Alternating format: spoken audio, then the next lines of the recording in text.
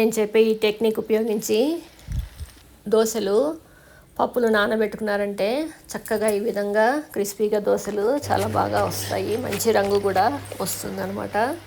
ఏమి లేదు, దీనికల్లా కావాల్సింది 4 కప్పుల బియ్యము, 1.5 కప్పు మినప్పప్పు, 1/2 కప్పు శనగపప్పు, 1/2 కప్పు పెసరపప్పు, 1 చెంచాడు మెంతులు. ఇవి వేసుకుని రాత్రి నానబెట్టుకుని పగలు వెట్ గ్రైండర్లో గ్రైండ్ చేసుకోవాలి, లేదంటే మిక్సీ జార్లో గ్రైండ్ చేసుకోవాలి. ఇది గ్రైండ్ చేసేటప్పుడు తగినంత ఉప్పు వేసుకోవాలి.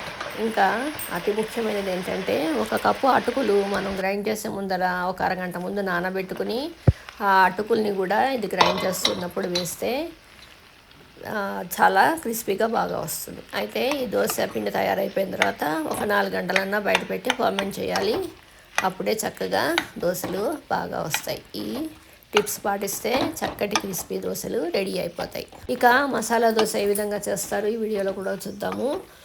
ముందుగా 2 ఆలుగడ్డలు తీసుకొని దాన్ని తొక్క తీసేసి ముక్కలు చేసుకొని కుక్కర్లో పెట్టి 3 విజిల్స్ వచ్చేదాకా ఉడికించుకోవాలి.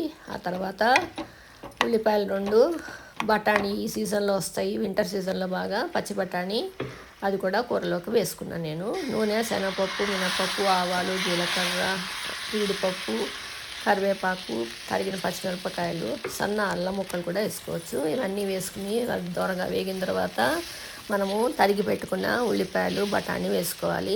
ఇంకా కొంచెం పుల్లగా ఇష్టం ఉన్నవాళ్ళు 1 టమాటా కూడా వేసుకోవచ్చు, అది ఆప్షనల్.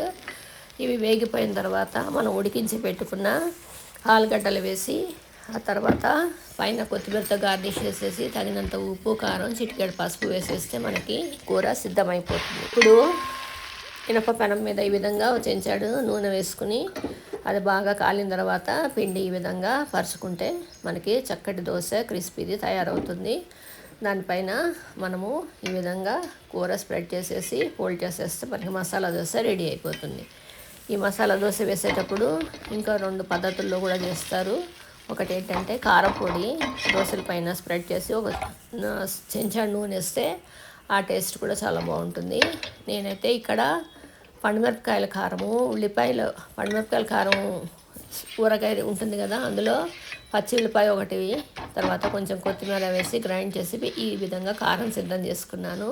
దాన్ని చక్కగా ఈ విధంగా దోశల పైన కాలిన తర్వాత స్ప్రెడ్ చేసి కారం స్ప్రెడ్ చేసేసిన తర్వాత కూర వేసేసుకుని దాన్ని ఫోల్డ్ చేసేస్తే పల్లీ చట్నీతో కానీ పుట్నాల చట్నీతోటి చాలా బాగుంటుంది కాంబినేషన్.